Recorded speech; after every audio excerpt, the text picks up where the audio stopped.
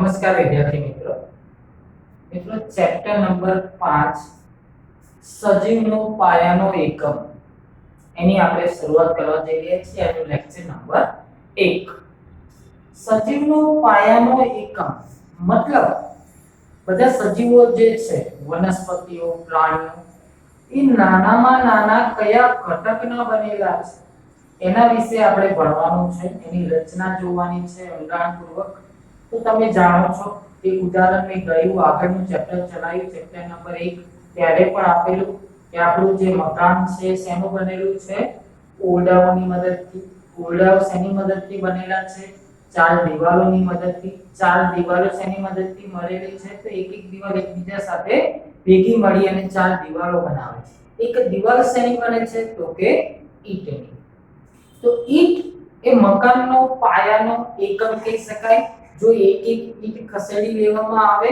તો મકાનનું અસ્તિત્વ રહેતું નથી ઈંટોની મદદથી દિવાલ બને છે દિવાલોની મદદથી ઓરડો બને છે અને ઓરડાઓની મદદથી મકાન બને છે એમ તમે આગળના ધોરણમાં ભણી ગયા છો કે કોષ એ સજીવના પાયાનો એકમ છે કોષની મદદથી પેશીઓ બને પેશીઓની મદદથી અવયવ બને અવયવની મદદથી તંત્ર બને અને તંત્રો જોડાવાથી એક શરીરની રચના થાય આ તમે ભણેલા છો પેશી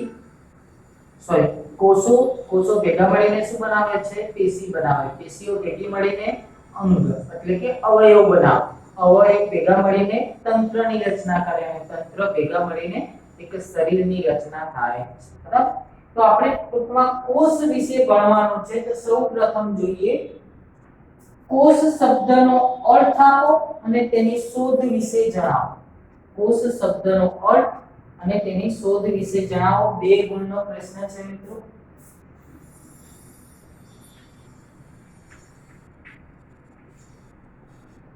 તો જો મેં અહીંયા ટોપિક લખ્યા હોય તમારે આખા વાક્યમાં જવાબ લખવાનો તમારે બોર્ડ વર્કની જેમ લખવાનું નહીં હા જે વસ્તુ મેં આખી લખી હોય એ તમે જોઈને લખો તો બરાબર છે આ વિશે તમારે બુક અથવા તો બીજા અન્ય કોઈ મટીરીયલની મદદથી સમજી અને લખવાનું રહેશે બીજું મિત્રો આગળ જે હતા 2 ચેપ્ટર એક ભૌતિક વિજ્ઞાન એટલે કે ફિઝિક્સનું ચેપ્ટર આપણે ભણ્યા દ્રવ્ય વિશે અને એક કેમિસ્ટ્રીનું ચેપ્ટર ભણ્યા બરાબર સોરી ફિઝિક્સમાં આપણે ભણ્યા ગતિ અને કેમિસ્ટ્રીમાં ભણ્યા દ્રવ્ય આ બાયોલોજી એટલે કે જીવ વિજ્ઞાનનું ચેપ્ટર છે તો જીવ વિજ્ઞાન એવો વિષય છે જેમાં સમજવાની સાથે તમારે ઘણું બધું યાદ પણ રાખવા પડે ઘણા બધા શબ્દો કારણ કે તમે સમજી ગયા હોય પણ શબ્દો એવા અટપટા હોય કે તમને યાદ પણ ન રહે તો યાદ પણ ઘણું બધું રાખવું પડે એટલે આની નોટ્સ વ્યવસ્થિત બનાવી અને યાદ રાખવાનો પ્રયત્ન કરીશું તો જોઈએ પહેલો પ્રશ્ન કોષ શબ્દનો અર્થ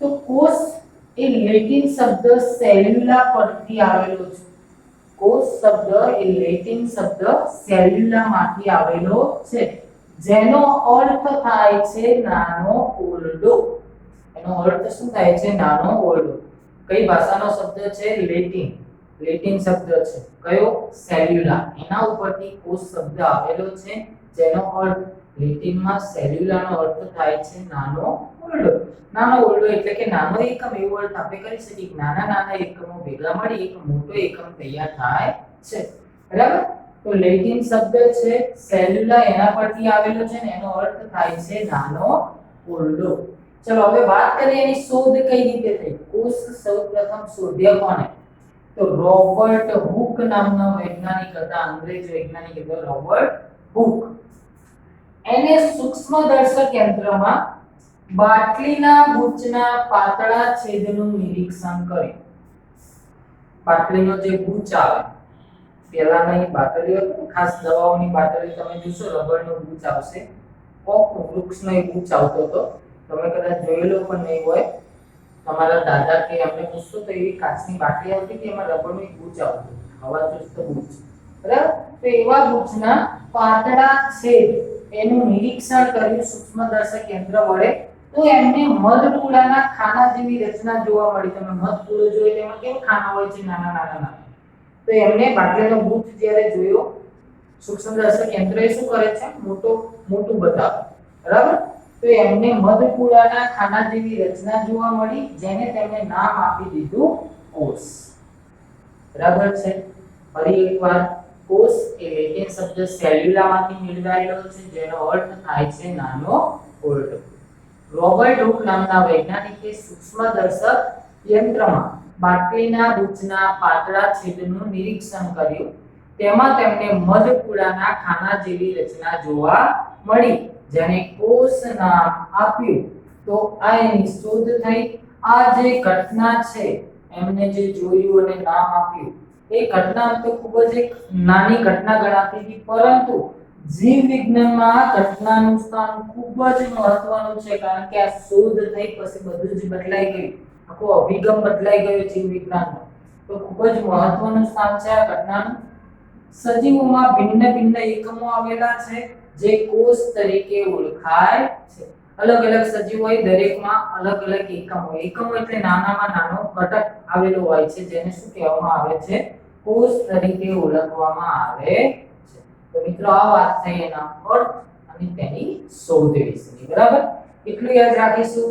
સેલ્યુલા પરથી લેવામાં આવે છે। સેલ્યુલા કયો શબ્દ છે? લેટિન શબ્દ છે, એનો અર્થ થાય નાનો ઓરડો। રોબર્ટ હુકને યાદ રાખી લેવાના, જેનું નિરીક્ષણ કર્યું બાટલીના બૂચના પાતળા છેદનું મધપૂડાના ખાના જેવી રચના, એને કોષ નામ આપ્યું। આ ઘટના ખૂબ જ અગત્યની છે। આપણો પ્રશ્ન પૂર્ણ થઈ જાય, બરાબર? ચલો હવે જે વસ્તુ છે તમારી બુકમાં તમે જોઈ શકો કે વધુ જાણવા જેવું એવું કરીને આપેલું છે, પરંતુ મિત્રો આ ખૂબ જ અગત્યની વાત છે એટલે એક તો આપણે ભણવાનું છે। બીજું, ઘણીવાર એક વાક્યમાં કે આમાંથી પૂછવામાં આવે છે, તો આ જાણવું ખૂબ જ જરૂરી છે। એની વચ્ચે એક પ્રવૃત્તિ આપેલી છે તમારી બુકમાં, ડુંગળીનું છાલ, ડુંગળીના છાલનું તમારે અવલોકન કરવાનું છે। ટૂંકમાં ડુંગળીના કોષો તમારે જોવાના છે। તો તમે ડુંગળીના કોષો વિશે જાણો છો, ભણેલા છો, આગળનો પ્રયોગ આ રીતના કોષો હોય છે મિત્રો, તમે જુઓ એટલે તમે આવી આકૃતિ દોરતા હતા જો તમને યાદ હોય, યાદ છે કોઈને?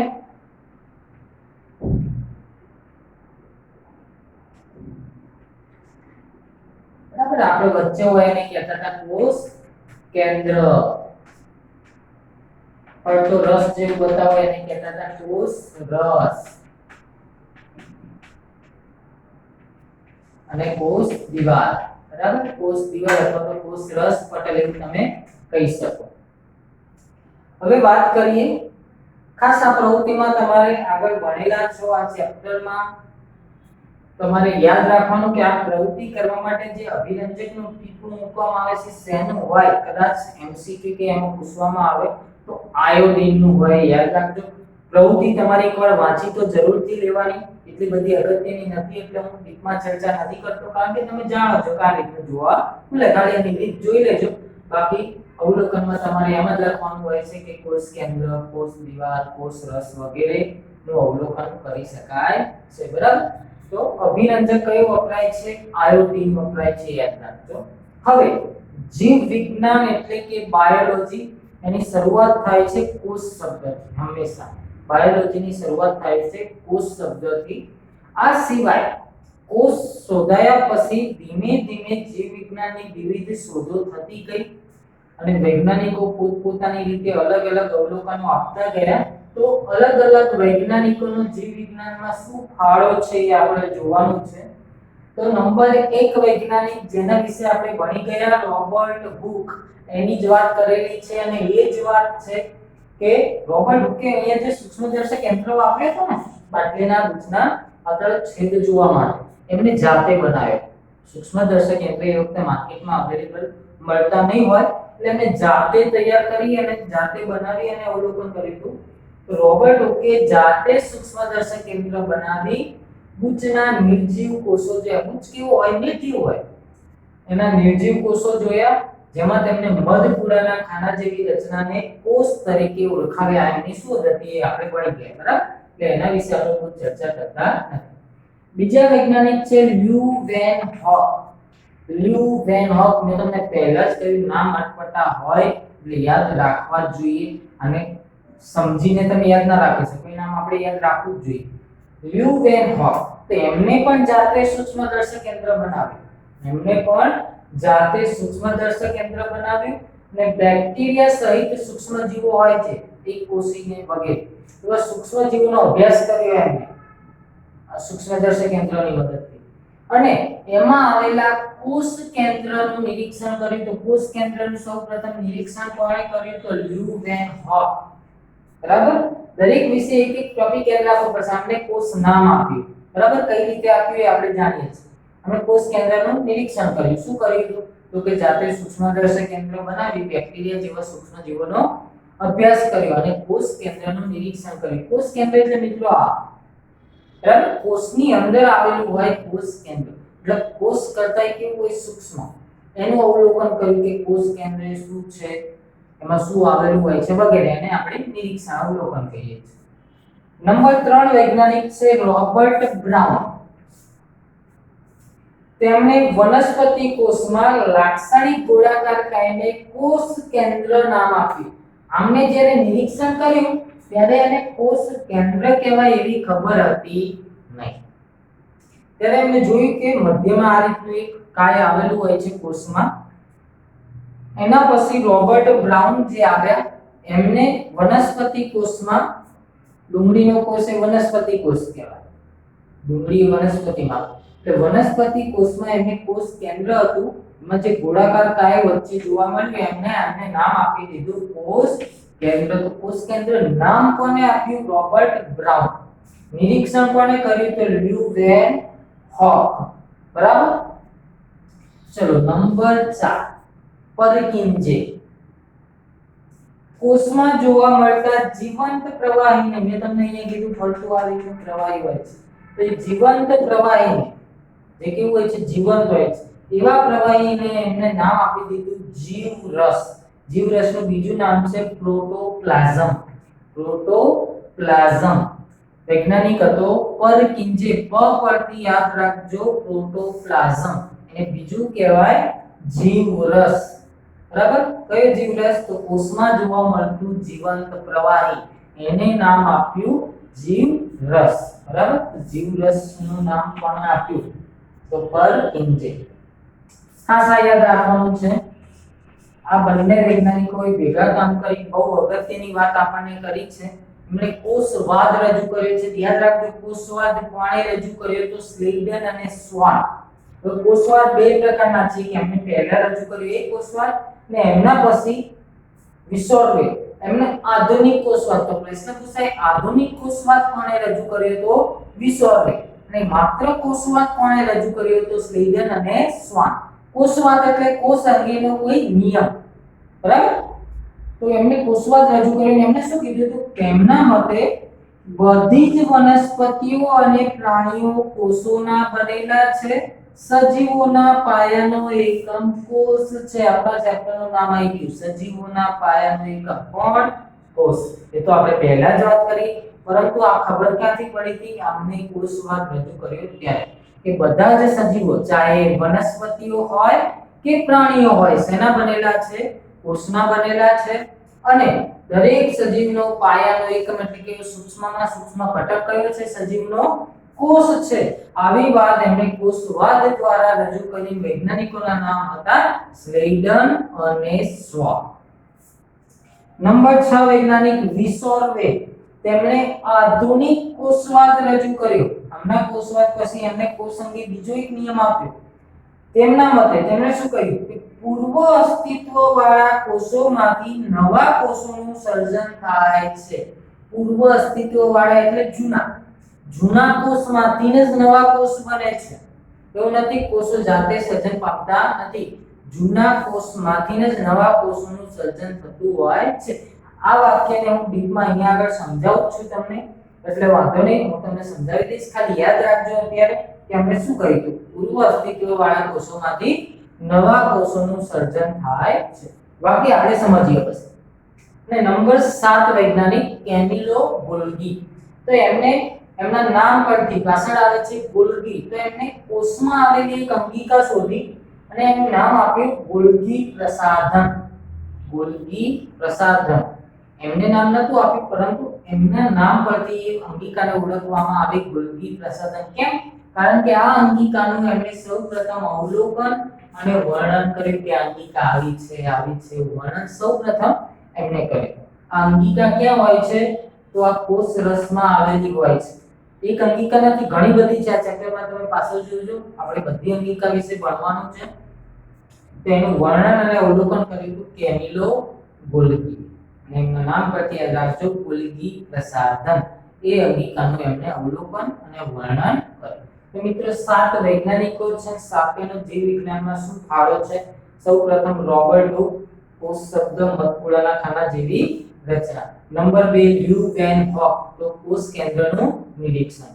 નંબર 3 રોબર્ટ બ્રાઉન, તો એમને કોષ કેન્દ્ર નામ આપ્યું. નંબર 4 પરકિન્સે, તો પૌપટી પ્રોટોપ્લાઝમ જીવરસ, જીવંત પ્રવાહીને એમને નામ આપ્યું હતું જીવરસ.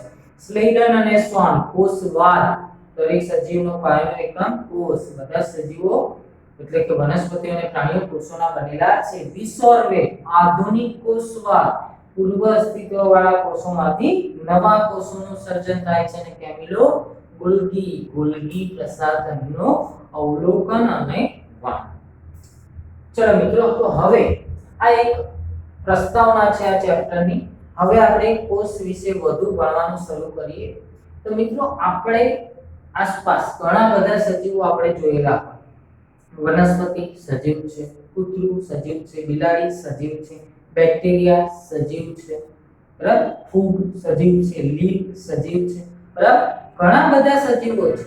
તો આમાંના કેટલાક સજીવો માત્ર એક જ કોષના બનેલા હોય છે, અને ઘણા સજીવો, દાખલા તરીકે આપણે મનુષ્ય, ગાય, ભેંસ, બકરી વગેરે એક કરતા વધુ કોષોના બનેલા છે. તો જો એક જ કોષમાંથી આખું શરીર બનેલું હોય એમને કહીશું આપણે એક કોષીય સજીવો, અને એક કરતા વધુ કોષોના બનેલા હોય તો એને કહીશું બહુકોષીય સજીવો. તો સજીવો એ બે પ્રકારના હોય છે. કોષના આધારે એક જ કોષ ધરાવતા હોય તો એને એક કોષીય, અને એક કરતા વધુ કોષ ધરાવતા હોય તો બહુકોષીય. તમે જોઈ શકો છો, એની વ્યાખ્યા એ રીતે તમે આપી શકો, બરાબર. આમાં એક જ કોષ હોય છે. એક કોષીય માટે દેખીતું છે કે એક જ કોષ એ સમગ્ર કાર્ય, બધું જ કાર્ય એક જ કોષને કરવું પડતું હોય. તો હવે તમને એવું લાગે એમને શું કામ હોય, એમને શું નોકરી કરવાની હોય કોષને? તો આપણું શરીર તમે જુઓ છો, શું એમનેમ ચાલે છે, જાતે ચાલતું હોય છે? ના, અંદર ઘણા બધા કારીગરો નોકરી કરે છે. એ કારીગરો એટલે કોણ? કોષો, પેશીઓ. પેશીઓ કહીએ મતલબ એ કોષ જ છે, કારણ કે પેશીઓ એ કોષોના કારણે જ બનેલી છે, બરાબર. એ બધા કારીગરો અલગ અલગ કામ કરતા હોય છે. શ્વાસોશ્વાસની ક્રિયા હોય, મતલબ શ્વસન તંત્ર હોય, પાચનની ક્રિયા હોય, પાચન તંત્ર હોય, તો બધા અમુક પેશીઓ અથવા અમુક અવયવો અથવા અમુક તંત્ર દ્વારા કાર્ય ચાલે છે. આ બધું ઉત્સર્જન હોય, પ્રજનન હોય, આ બધું તંત્ર દ્વારા કામ ચાલે છે. માટે કોષ જો એક જ હોય તો એક જ કોષને બધું કામ કરવું પડતું હશે. એટલે એક કોષીય સજીવમાં એક જ કોષ બધું કાર્ય કરતો હોય, એક જ. અહીંયા આગળ મોટી કંપની છે, એટલે મોટી કંપનીમાં તો એક કારીગર ચાલશે નહીં. તો જુદા જુદા કાર્યો કરવા માટે કોષો માટે પેશીઓ, અવયવો, તંત્રો વગેરે બનાવેલું હોય છે. બધામાં કામની વહેંચણી થયેલી હોય છે. આગળ આપણે ભણીશું શ્રમ વહેંચણી નેક્સ્ટ લેક્ચરમાં. શ્રમની શું થયેલી હોય છે? વહેંચણી થયેલી હોય છે. ભાઈ આટલું કાર્ય કરવાનું, આટલું મોટી મોટી કંપનીઓમાં હોય, અમુક કામ આને કરવાનું, એના ઉપર અમુક સુપરવાઇઝર હોય તે દેખરેખ રાખે, બરાબર. તો એ દેખે અહીંયા પણ જુદા જુદા કાર્યો કરવા માટે કોષોએ શું બનાવેલું હોય છે? પેશીઓ, અંગો અથવા તો તંત્રો બનાવેલા હોય છે, ને કાર્ય કરતા હોય છે. હવે આ વાક્ય મેં તમને કહ્યું એ જરા સમજીએ, પણ એ સમજીએ એ પહેલા ઉદાહરણ જોઈ લઈએ, પછી આપણે વાક્ય સમજીને આજનું લેક્ચર પૂર્ણ કરીશું. એક કોષીય સજીવો કયા છે? તો અમીબા, પેરામીશિયમ, બેક્ટેરિયા વગેરે એક કોષીય સજીવો છે. બધી જ પ્રકારની વનસ્પતિઓ હોય, પ્રાણીઓ બધા ગયા, ગાય, ભેંસ, મનુષ્ય બધા પ્રાણીઓ. અને કેટલીક ફૂગ એક કોષીય પણ હોય છે, કેટલીક ફૂગ બહુકોષીય હોય છે. ખાસ કરીને ઈસ્ટ પ્રકારની ફૂગ એ બહુકોષીય હોય છે. તો આ બધા બહુકોષીય અને આ એક કોષીયના ઉદાહરણ છે, તમે જોઈ શકો છો. હવે આ મુદ્દો આપણે સમજવાનો. તમે જો કૂતરા હોય તો એ ગલુડિયાને જન્મ આપે છે, બિલાડી હોય તો બિલાડીના બચ્ચાને જન્મ આપે છે, બરાબર? તો આવી નવી સંતતિ સર્જાય છે પેઢી અનુસાર, બરાબર? દરેક પોતાની આગામી પેઢીનું જે સર્જન કરે છે એ સર્જન કેવી રીતે થાય છે? તો એક કોષીય હોય તો એમાં વિભાજન દ્વારા તેના જેવી સંતતિ સર્જે. તો વિભાજન એ શું વસ્તુ છે એનો અભ્યાસ તમારે ધોરણ 10 માં કરવાનો થાય છે અલગ અલગ. પરંતુ હાલ હું તમને થોડું સમજાવી દઉં કે માનો કે એક કોષીય એક સજીવ છે હાઇડ્રા. હવે હાઇડ્રામાં એવું હોય કે એક હોય એમાં આ માનો કે હાઇડ્રા છે, એને સાઈડમાં પહેલા આવી એક કલિકા નીકળે સૂક્ષ્મ. એ કલિકા ધીમે ધીમે મોટી થતી જાય અને અહીંયા જેવો સજીવ છે હાઇડ્રા એવું જ આ કલિકા વિકાસ પામે અને પછી અહીંથી આ કલિકા છૂટી પડી જાય. એક હાઇડ્રામાંથી કેટલા હાઇડ્રા થઈ ગયા? બે. પોતાની સંતતિ સર્જી લીધી. આને વિભાજન કહેવાય, બરાબર? વિભાજનના અલગ અલગ પ્રકાર હોય છે, એના વિશે આપણે ધોરણ 10 માં અભ્યાસ કરવાનો છે. પણ એક કોષીયમાં સંતતિનું સર્જન આ રીતે થાય.